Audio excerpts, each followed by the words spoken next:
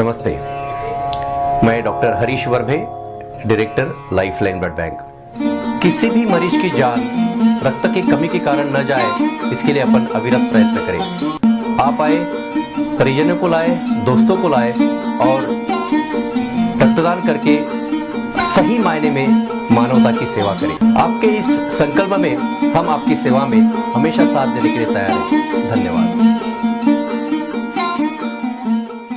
Thalassaemia और sickle cell के मरीज जो होते हैं, जिसमें छोटे बच्चे जो इस बीमारी से पीड़ित होते हैं, उन्हें सभी ब्लड बैंकों से मुफ्त में रक्त पूर्ति की जाती है। सरकार की तरफ से जो मैंडेटरी टेस्ट है, जैसे कि HIV, परेडिस B, परेडिस C, मलेरिया जैसे बीमारियों की टेस्ट सभी ब्लड बैंक करती है। सीरोलॉजिकल इन्फेक्शन स्क्रीनिंग टेस्ट करने के बाद भी जो दिया गया ब्लड होता है वह 100% सेफ नहीं होता है। इसके बहुत से टेक्निकल या साइंटिफिक कारण हो सकते हैं। ब्लड का इलाजा सीरोलॉजिकल एंटीबॉडी एंटी टेस्टिंग करने के बावजूद भी इन्फेक्टेड ब्लड की बैग छूट जाती है। अगर वो पक में नहीं आई तो मरीज को लग जाती है। इसी वजह से वो ब्लड के मार्फत इन्फेक्शन होने का कारण बन सकता है। बड़ी ही सावधानी पूर्वक ये सभी बातों का ध्यान रखा जाता है।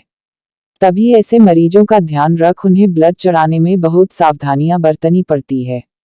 आज हमारे साथ है लाइफलाइन ब्लड बैंक के डायरेक्टर डॉक्टर हरीश वर्भे, जिन्होंने इन्फेक्शन और इन्फेक्टेड ब्लड को सावधानी से कैसे मरीजों को पूर्ति कर सकते हैं और किस तरह की सावधानियां बरतनी पड़ती है, उस बारे में बताया। तो आइए आज ऐसे ही एक खास विषय को लेकर हम आपसे मिलाने जा रहे हैं डॉक्टर हरीश वर्भे से।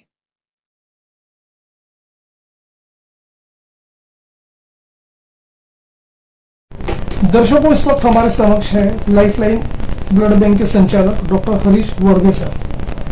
सर, हम आपसे ये जानना चाहेंगे कि जो अभी सिकल्स ग्रस्त जो रोगी, उनको जो ब्लड दिया जा रहा, ब्लड सप्लाई हो रहा ब्लड बैंक के मार्फत, तो कुछ ऐसी शिकायतें मिल रही कि वो ब्लड एक तरह से दूषित है, संसर्गजन्य है, इन्फेक्टेड है, तो इस संदर्भ में आपका क्या खुलासा है?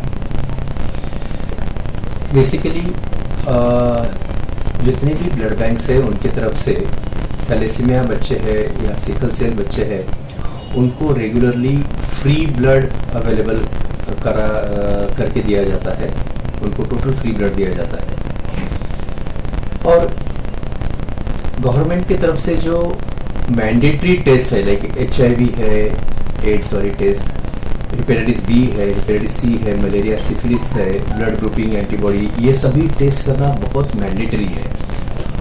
और जो कुछ भी ड्रग एंड कॉस्मेटिक एक्ट के हिसाब से जो टेस्ट करना पड़ता है वो हर ब्लड बैंक करती ही है। लेकिन जो government approved antigen antibody test, या जिसको हम बोलते हैं कि सीरोलॉजिकल इन्फेक्शन स्क्रीनिंग टेस्ट, ये करने के बाद जो निगेटिव है, जो पॉजिटिव आई उसको तो फेंक दिया जाता है, जो निगेटिव आए उनको पेशेंट को अपन डिस्ट्रीब्यूट कर सकते हैं। लेकिन ये टेस्ट करने के बाद भी आप अगर पूछोगे क्या ये ब्लड 100% सेफ होता है, तो इसका जवाब है क्लियरली नो। क्योंकि इसके बहुत सारे टेक्निकल या साइंटिफिक कारण ऐसे हैं कि ब्लड का इलाइजा या तो सीरोलॉजिकल एंटीजन एंटीबॉडी टेस्टिंग करने के बावजूद भी कुछ इन्फेक्टेड बैग छूट जाती है, और वो अगर टेस्टिंग में पकड़ में नहीं आई तो पेशेंट को रिलीज होगी, और पेशेंट को रिलीज हो तो उनको इन्फेक्शन ब्लड के मार्फत से जा सकता है। ये पॉसिबिलिटी बनी रहती है। बेसिकली जो मैंडेटरी टेस्ट है, जो इलाइजा, जो गवर्नमेंट अप्रूव्ड टेस्ट है, इलाइजा या तो केमिलोब्रेसेंस, उससे टेस्ट करने के बावजूद भी कुछ जैसे कि विंडो पीरियड आपको बताऊं कि आज अगर मुझे इन्फेक्शन हुआ तो वो टेस्ट, इलाइजा टेस्ट पॉजिटिव होने के लिए कुछ हफ्ते या कुछ महीने लगते हैं। अगर इस दरमियान अगर डोनर ने अगर ब्लड दिया तो टेस्ट निगेटिव रहेगी, पेशेंट को इन्फेक्शन जाएगा। अभी तक तो इसके ऊपर कोई इलाज नहीं था, लेकिन जो अभी लेटेस्ट टेक्नोलॉजी जैसे कि NAT है, न्यूक्लिक एसिड टेस्ट जिसको बोलते हैं अपन, जिसमें वायरस के जीन्स पकड़े जाते हैं, वो अगर टेस्ट अगर करते हैं तो लेकिन ये जो इन्फेक्शन मिस होने के चांसेस रहते विंडो पीरियड के दरमियान, वो पकड़ में आ सकते हैं, और वो करीब 100% सेफ ब्लड पेशेंट को दिया जा सकता है। लेकिन ये टेस्ट कायदे से मैंडेटरी नहीं है, कंपलसरी करना नहीं है, और ये बहुत महंगी टेस्ट है। मुझे पर्सनली ऐसा लगता है कि गवर्नमेंट ने इसके लिए कुछ ना कुछ इनिशिएटिव लेना चाहिए, और ये जो नैट टेस्टिंग का ब्लड जो रेगुलर रेसिपिएंट्स है, पेशेंट्स है, थैलेसीमिया के बच्चे हैं, सिकल सेल के बच्चे हैं, उनको उनकी तरफ से कुछ फंडिंग होके उनको नेट टेस्टेड ब्लड मिलने की अरेंजमेंट होना चाहिए। बेसिकली अपनी जो लाइफलाइन ब्लड बैंक है सेंट्रल इंडिया की एक प्रमुख ब्लड बैंक है, एक लार्जेस्ट ब्लड बैंक है, मोस्ट हाईटेक ब्लड बैंक है, जिसमें अपन NABH एक्रेडिटेड है काफी पिछले 10 साल से, और अभी रिसेंटली एक इंटरनेशनल क्वालिटी सर्टिफिकेशन जो रहता है वो भी लाइफलाइन को मिला है AABB यानी American association of blood bank की तरफ से। ये एक इंडिया में 5वीं ब्लड बैंक है जिसको ये एक प्रेस्टिजियस क्वालिटी सर्टिफिकेशन मिला है। इसके साथ में जो अपन हाईटेक टेक्नोलॉजी जो ब्लड बैंक में यहाँ पे यूज करते हैं, उसमें जो वर्ल्ड की बेस्ट नेट मशीन है, पैंथर जिसको बोलते हैं, जो ID-NET है, वो इंडिया की पहली मशीन अपनी लाइफलाइन में इंस्टॉल की गई है। अभी तक इंडिया में इस टाइप की सिर्फ 13 या 14 सेंटर में ही इस टाइप की हाईटेक मशीन अवेलेबल है। तो इसके थ्रू जो ID-NET टेस्टेड जो ब्लड मिलता है वो सेफेस्ट ब्लड वर्ल्ड का माना जाता है। इसमें क्या होता है, ID-NET यानी इंडिविजुअल डोनर नेट टेस्टिंग, जिसमें एक एक डोनर की एक एक नेट टेस्ट की जाती है। और दूसरा एक मेथड है जिसको MP नेट टेस्टिंग बोलते हैं, मिनी पूल नेट टेस्टिंग बोलते हैं, जिसमें क्या होता है 6 डोनर का ब्लड सैंपल एक जगह मिक्स किया जाता है और वो मिक्स से या तो वो मिनी पूल से एक नेट टेस्ट की जाती है। तो उसमें डाइल्यूशन होने के कारण, ब्लड का डाइल्यूशन होने के कारण कुछ इन्फेक्टेड बैग मिस होने के चांसेस होते हैं। और एक होमब्रू नेट होती है, तो जिसमें जो स्टैंडर्डाइजेशन होना चाहिए, जो क्वालिटी चेक होना चाहिए कंपनी की तरफ से, उतना अप्रोप्रिएट या उतना स्टैंडर्ड वो क्वालिटी लेवल का नहीं होता है। तो इंटरनेशनली अगर देखेंगे तो ग्रिफॉल्स कंपनी की जो ID-NET है वो बेस्ट सॉल्यूशन माना जाता है, जो लाइफलाइन में पूरे सेंट्रल इंडिया में लाइफलाइन में अवेलेबल है।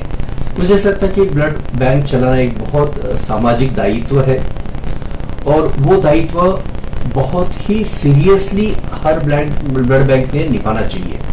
और मुझे ऐसा लगता है जहां तक मेजॉरिटी ब्लड बैंक है ये चीजें बहुत सीरियसली लेते हैं, पर्टिकुलरली इन्फेक्शन स्क्रीनिंग का, लेकिन उसमें भी जो बेस्ट पॉसिबल अपन कर सकते हैं वो करने की कोशिश करना चाहिए।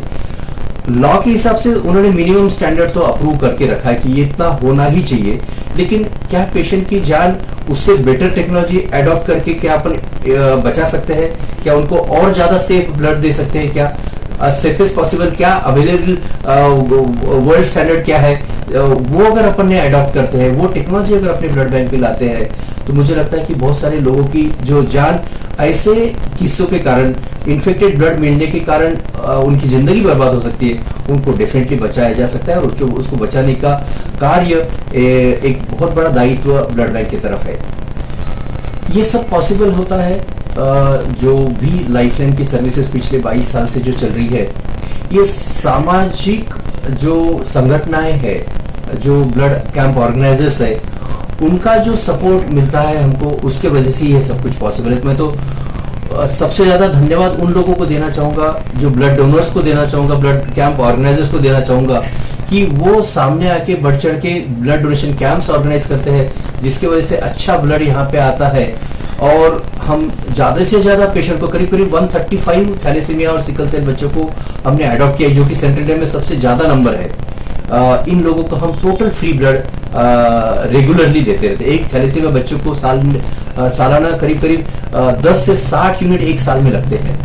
तो ऐसे 135 लोगों को ब्लड देना टोटली फ्री, ये एक बहुत बड़ा चैलेंज होता है।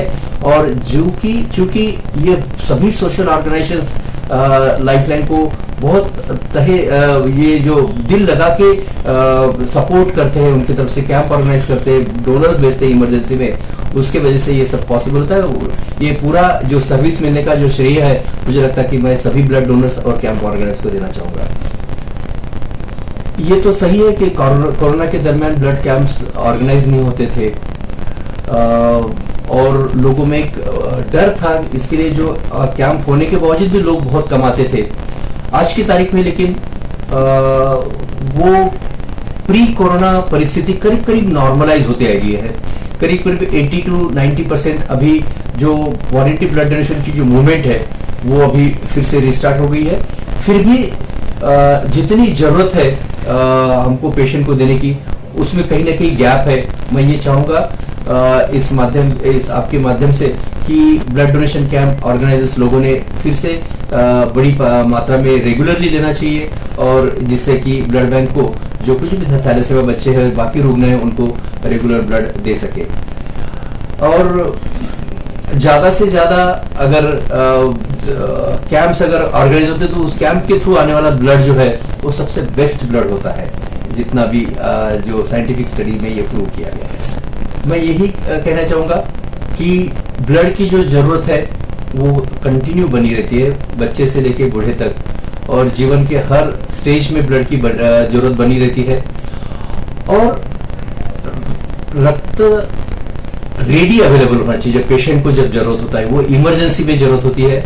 और इसके लिए अगर लोगों की जान बचाना है तो regular blood donation camp organise होना चाहिए।